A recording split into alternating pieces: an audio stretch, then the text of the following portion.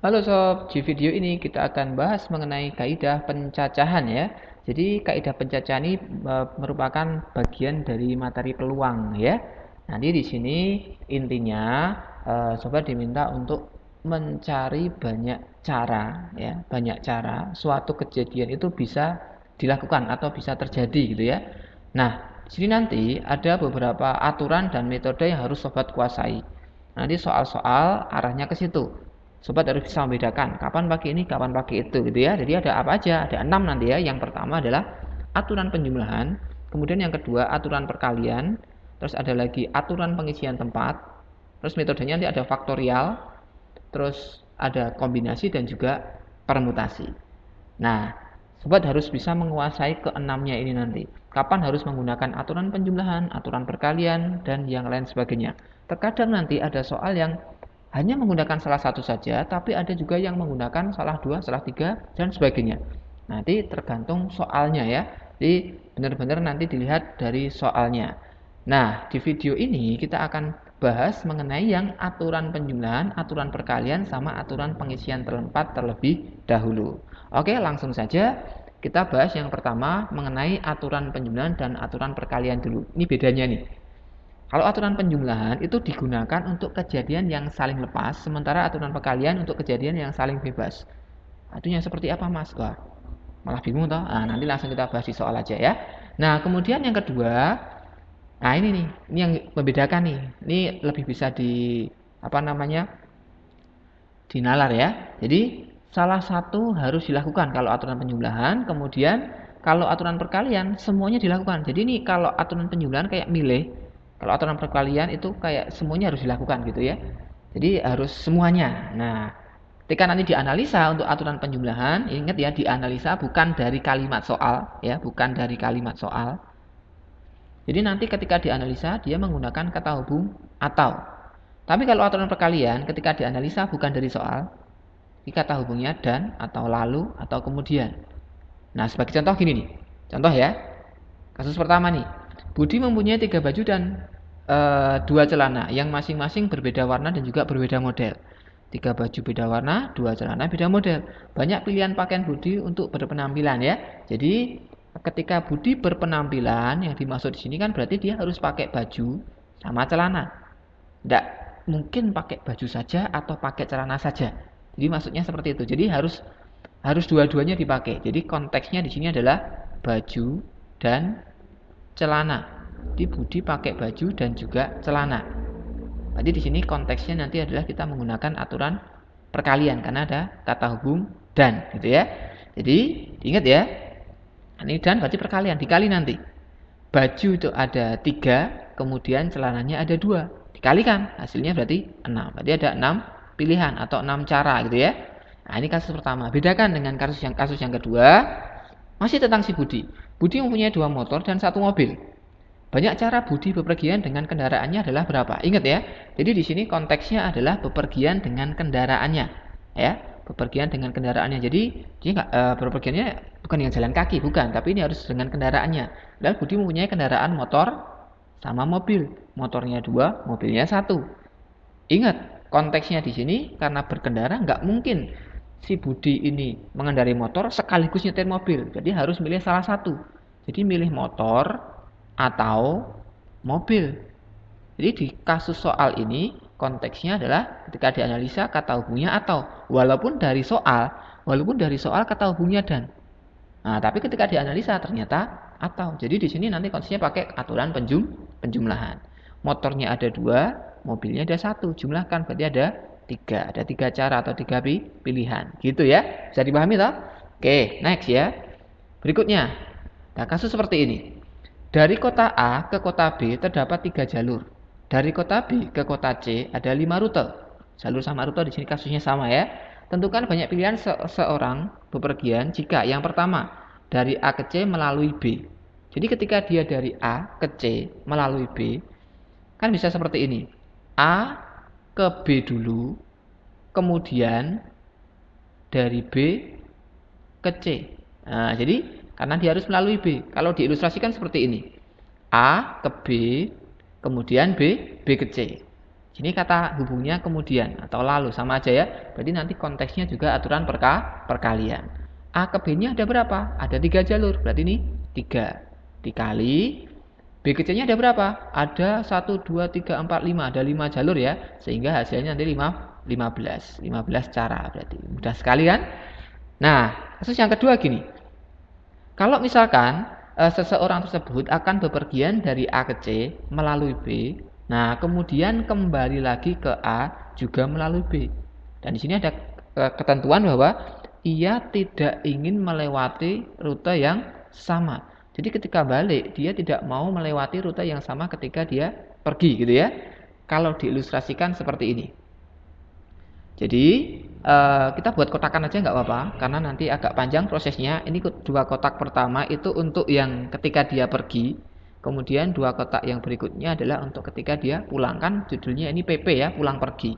Dan dia tidak mau melewati rute yang sama. Jadi ketika dia pergi dari A ke B ya, A ke B ada berapa nih pilihan rutenya? Ada 3 kan gitu. Nah lalu atau kemudian sama aja ya. Dari B ke C. Dari B ke C nya ada 1, 2, 3, 4, 5. Ada 5 gitu ya. Ada 5. Ini pas dia pergi. Kemudian pulang. Pulang berarti kan udah sampai C nih. Pulang berarti dari C balik lagi ke B. Ini kata hubungnya lalu ya. Dari C ke B. Ketika dari C ke B, tadi kan dari B ke C ada 5. Udah dipilih salah satu. Misalkan dari B ke C nya lewat sini nih. Jadi ini nggak dipilih lagi ketika pulang. Sehingga dari C ke B tinggal ada 1, 2, 3, 4. Ada 4. Jadi pahami ya? Nah, kemudian lalu sama aja dari B ke A karena dia kembali lagi. Misalkan dari A ke B-nya pakai rute yang ini nih. Berarti ini nggak dipakai lagi ya. Dia nggak mau nih. Dia nggak ingin melewati rute yang sama. Jadi dari B ke A-nya ada 2 pilihan rute. Sehingga ini kalau dikalikan ya, dikalikan kan lalu toh, berarti aturan perkalian, berarti hasilnya berapa? Ya kan? Berarti ini 20, 5 kali 4 kan 20, kemudian 3 kali 2 adalah 6. 6 kali 20 yaitu 120 cara. Seperti itu. Bisa dipahami ya sob? Oke, kita lanjutkan ya. Nah, kasus berikutnya gini. Wah, ini nih. Banyak cara A menuju F. Wah, rutenya seperti ini. Banyak kan aja ini rute. A ke B, kemudian dari B ke E-nya bercabang ya. Bisa lewat D, bisa langsung. Gitu ya. Nah, kalau seperti ini kasusnya, gini nanti. Jadi bisa aja lewat B, kemudian E, kemudian F ya. A ke B, lalu B ke E, lalu E ke F. Atau A ke B, nah tapi dari B ini bercabang dia ke D. A ke B ke D, D ke E ke F. Gini ya. Terus ada juga kemungkinan gini. A ke C, lalu langsung C ke F gitu. Jadi di sini gabungan antara aturan perkalian sama aturan penjumlahan. Yang bagian sini ini perkalian nih karena kata hubungnya lalu. Kemudian atau ini berarti penjumlahan, dipisah aja gini. Terus yang sini juga ini perkalian ya, ini perkalian. Ini perkalian. Terus ini penjumlahan. Nah, ini perkalian lagi gitu. Kita data sekarang nih ya. A ke B-nya ada berapa? 1, 2, 3, 4. Ada 4. Lalu berarti dikali. B ke E-nya ada 3. Ya kan? Lalu dikali lagi berarti. E ke F-nya ada 2. Ini kita hitung duluan nanti. Kemudian ditambah karena atau ya kan. A ke B. A ke B-nya masih ada 4 sama kayak tadi. Lalu dikali. B ke D-nya ada 2. Kemudian D ke E-nya ada 1. E ke F-nya ada 2. Atau berarti tambah lagi A ke C. A ke C ada 3. Kemudian C ke F-nya ada 4 ya. Ada 4. Nah ini dihitung nih. 4 kali 3 12. 12 kali 2 berarti 24. Ditambah 4 kali 2 kali 2 berarti 16. Ditambah 12. 3 kali 4 kan gitu. Ini 40. Ini 12 berarti 52 cara. Gitu. Jadi pahami ya? Sip. Nah, kemudian setelah ini kita bahas yang mengenai yang kayak gini kasusnya nih. Nah, mengenai apa nanti akan saya jelaskan ya. Nah, banyak bilangan ratusan, ingat ya, ratusan yang dapat disusun dari angka 1, 2, 3, 4, 5 dan 7. Enggak ada 6-nya di sini ya. Ingat enggak ada 6-nya.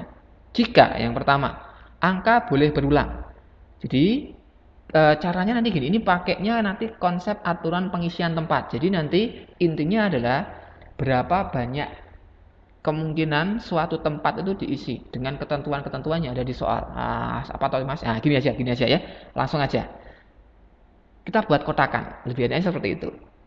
Jadi karena ratusan itu kan adanya 3 digit ya. Kalau ribuan nanti 4 digit. Jadi kalau bilangan 3 digit berarti bilangan ratusan, bilangan 4 digit berarti bilangan ribuan, seperti itu. Nah, ratusan berarti 3 digit. Ini digit untuk ratusannya, digit pertama, kemudian digit kedua adalah untuk digit puluhan, dan digit ketiga adalah untuk digit satuan, kan gitu.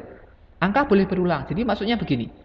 Di angka pertama ini, ya, di angka pertama ini, pengisian tempat toh, dia bisa diisi oleh angka 1, angka 2, angka 3, angka 4, angka 5, dan angka, enggak ada 6 ya, berarti angka 7. 1, 2, 3, 4, 5, 6. Berarti di sini ada 6. Jadi bisa diisi 6 angka gitu ya, ada 6. Kemudian misalkan salah satu dari angka-angka ini kita gunakan di angka pertama.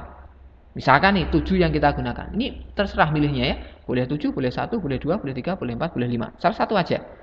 Ketika 7 digunakan, kemudian digunakan lagi di angka atau di digit kedua, boleh. Karena di sini konteksnya boleh berulang. Jadi kalau misalkan angkanya 775, nggak apa-apa. Ada double ya 7-nya ya, nggak apa-apa. Nah, jadi di sini tetap masih boleh 1, 2, 3, 4, 5, dan 7. Masih ada 6 juga. Nah, kemudian di digit yang ketiga berarti misalkan ya 4 digunakan di sini. Digunakan lagi nggak apa-apa. 1, 2, 3, 4, 5, dan 7. Ada 6 lagi. Digit pertama, kemudian digit kedua, kemudian digit ketiga. Nah, nanti ini konteksnya juga walaupun aturannya aturan pengisian tempat, tapi proses perhitungannya tetap pakai yang perkalian. Nah, karena ini digit pertama dan digit kedua dan digit ketiga harus diisi bareng-bareng gitu ya. Dikalikan. Jadi 6 kali 6 kali 6 sehingga nanti hasilnya adalah 6 pangkat 3 yaitu 216. Banyaknya ada 216. Tapi bedakan ya. Bedakan dengan kasus yang kedua, yang B.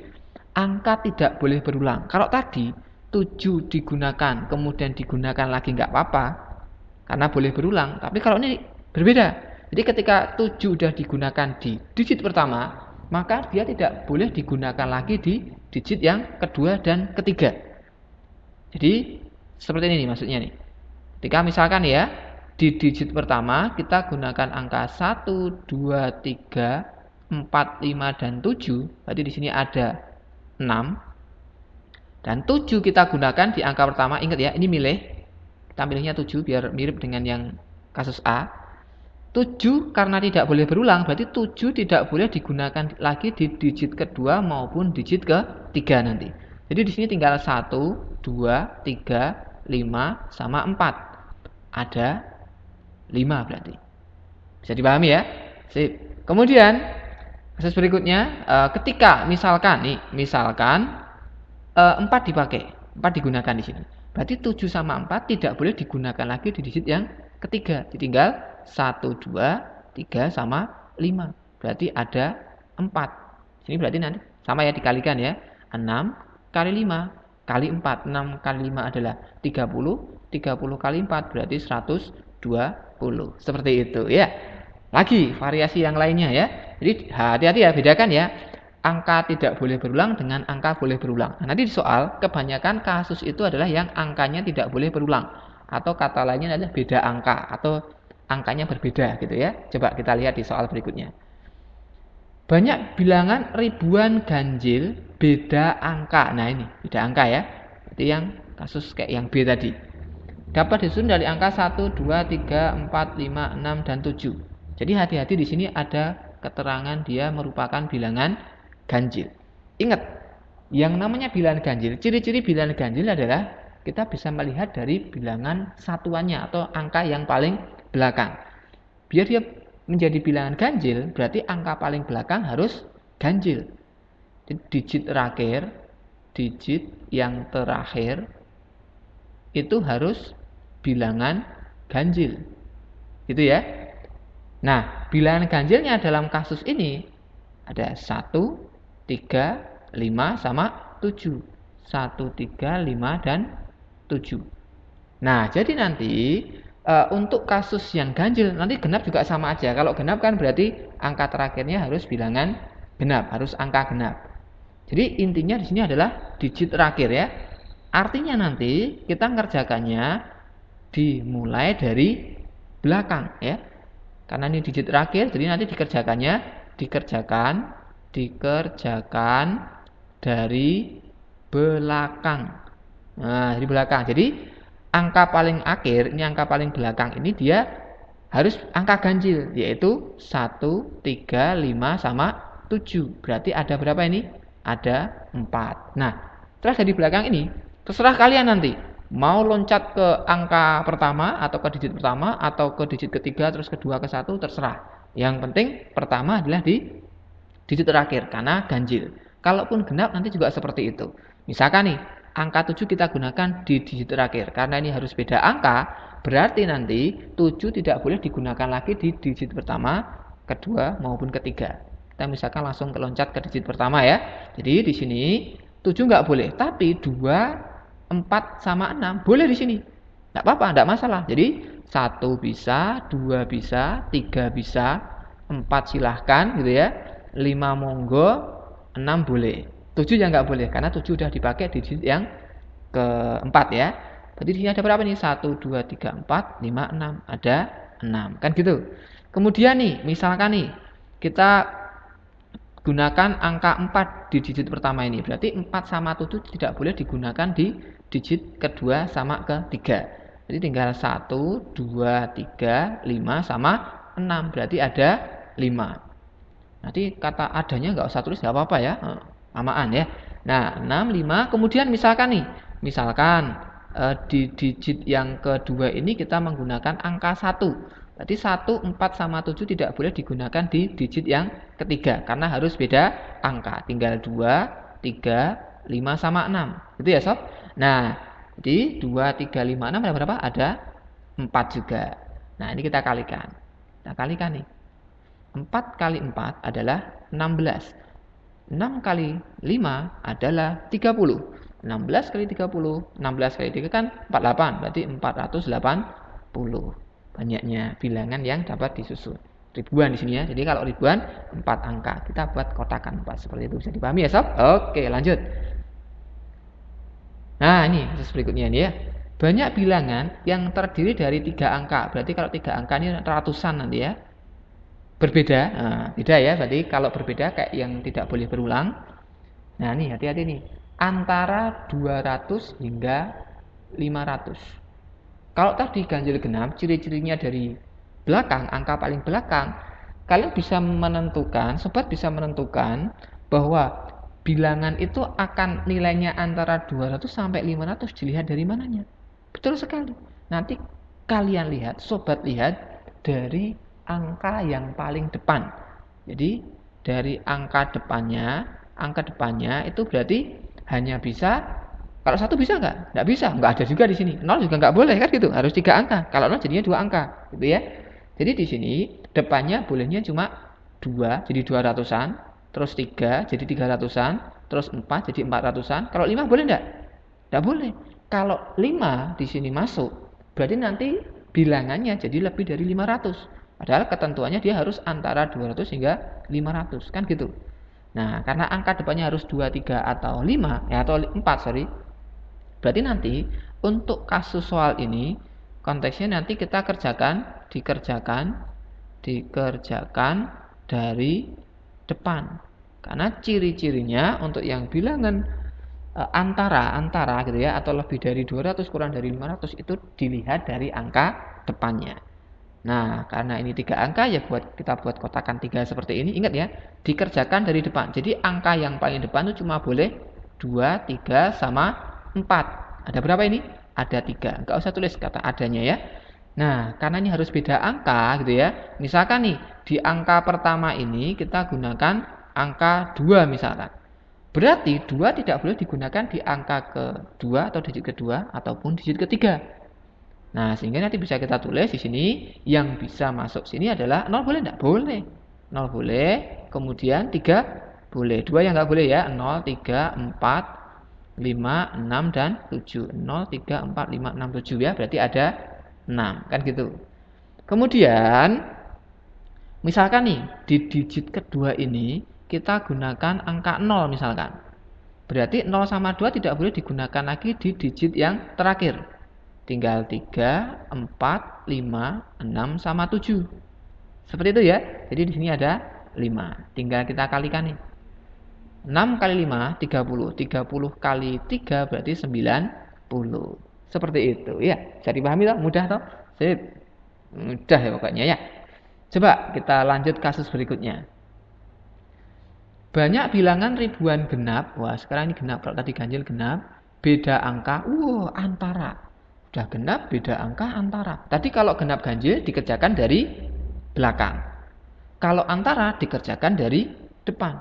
Wah, ini dalam satu kasus ada genap, ada antaranya. Ada genap ganjil, ada antaranya. Terus gimana kalau gini? Nggak usah bingung ya. Jadi kalau besok sobat ketemu soal seperti ini, coba kita rinci aja dulu ya. Jadi kalau genap, yang namanya genap itu kan kita lihat dari angka terakhirnya. Angka terakhir. Angka terakhir harus bilangan genap. Di sini bilangan genapnya berarti 0, 2, 4 sama 6. 0, 2, 4 sama 6. Kemudian karena di sini ada kata antara, antara berarti kita lihat dari angka yang paling depan, angka pertama ya, angka pertama atau paling depan. Nah, kalau antara 200 sampai 2000 sampai 5000 berarti angka depannya cuma bisa 2, 3 sama 4. 5-nya enggak bisa. Kenapa? Karena kalau 5 jadi 5000 lebih, kan seperti itu. Bisa dipahami ya? Nah, kalau kita lihat di sini ada angka yang sama. 2 sama 4 ini kan sama atau irisan ya istilahnya kalau di himpunan ya. Ada irisannya di sini. 2 sama 4 ini saling beririsan. Nah, karena ada irisannya ini, nanti untuk kasus ini harus kita pisah. Harus kita pisah antara yang irisan dengan yang bukan irisan. Paham ya? Antara yang irisan dengan yang bukan irisan kita pisah. Ngerjakannya, monggo bisa dipilih dari depan boleh atau dari belakang, tapi harus tentukan dulu salah satu ya, mau dari depan atau dari belakang. Misalkan nih, saya di sini akan menggunakan konsep yang dikerjakan dari depan. Nah, kita kerjakan dari depan nih. Kalau kita kerjakan dari depan, berarti kita fokusnya ke yang ini. Yang angka pertama ya, 2, 3 sama 4. Kita pisah antara yang irisan dengan yang bukan irisan. Ini untuk yang atas misalkan untuk yang irisan, jadi di sini ada 2 sama 4. Sementara yang bawah untuk yang bukan irisan, jadi ada 3. Nah, nanti di sini berarti ada 2, kemudian ini ada 1. Nah, setelah ini karena konteksnya ganjil genap itu dikerjakan dari angka terakhir, jadi setelah kita ngerjakan dari depan, langsung kita loncat dari ke angka terakhir ya. Langsung kita loncat ke angka terakhir. Nah, misalkan nih di kasus yang pertama 4 kita gunakan di sini. Karena ini ada di bilangan genap ya. Berarti di angka terakhirnya yang tadinya harusnya 0, 2, 4, 6 karena 4 sudah digunakan karena beda angka ya. Berarti 4 tidak boleh digunakan lagi di angka terakhir di sini. Tinggal 0, 2 sama 6. Ada 3 kan gitu. Beda dengan yang kasus yang kedua yang bukan irisan. Jadi ketika 3 digunakan, 3 kan nggak ada di bilangan genap ya, bukan bilangan genap. Jadi semua bilangan genap yang ada di situ bisa kita gunakan semua. 0, 2, 4 sama 6 bisa kita gunakan semua. Jadi di sini ada 4. Kan beda. Makanya harus kita pisah. Nah, pemisahnya nanti di sini ada kata hubung atau. Jadi maksudnya begini. Angka depannya bisa 2 sama 4 atau 3. Ingat ya, kalau kata hubung atau berarti nanti hasil akhirnya kita jumlahkan. Oke, kita lanjutkan dulu. Kita sekarang isi digit ke 2 sama digit ketiga gitu ya. Misalkan nih, kita gunakan angka 0 di digit terakhir. Berarti 0 sama 4 tidak boleh digunakan di digit kedua. Tinggal berapa aja? Berarti tinggal 2, 3, 4 nggak boleh ya. 5, 6, sama 7. Kan begitu. Berarti di sini ada 5. Bisa dipahami? Nah, kemudian misalkan kita gunakan angka 5 di sini. Berarti 4, 5 sama 0 tidak boleh digunakan di digit ketiga. Tinggal 2, 3, 6 sama 7. Berarti ada 4. Nanti kita kalikan nih. Kita kalikan. Berapa nih kalau dikalikan? 2 kali 3 itu kan 6, ya kan? Kemudian 5 kali 4 adalah 20. Berarti kalau dikalikan adalah 120. Belum selesai. Yang kotak kedua kan belum nih. Coba kalau kita eksekusi yang kotak berikutnya, misalkan ya, dari digit terakhir tadi kita gunakan angka 0 juga. Nah, jadi 0 sama 3 tidak boleh digunakan di digit kedua maupun ketiga. Tinggal berapa aja? Tinggal 0 kan udah nggak bisa ya, tinggal 2, 3 juga sudah, berarti tinggal 4, 2, 4, terus 5, terus 6, terus 7, ada 5 berarti. Misalkan nih, di digit kedua ini kita gunakan angka 5. Berarti 5, 3 sama 0 tidak boleh digunakan di digit ketiga. Tinggal 2, 4, 6 sama 7. Ada 4. Nah, tinggal kita kalikan nih. 5 kali 4, 20. 20 kali 4 berarti 80. Nah, ingat ya, ada kata hubung atau berarti nanti hasilnya ini dijumlah. Sehingga hasilnya adalah 200. Oke, begitu. Paham ya, Sob? Nah, nanti kalau ada yang masih bingung bisa ditanyakan di komentar ya, atau monggo lah nanti seperti apa. Gitu. Nah, nanti untuk yang faktorial, kombinasi sama permutasi akan kita bahas di video berikutnya. Demikian untuk video yang pertama ini.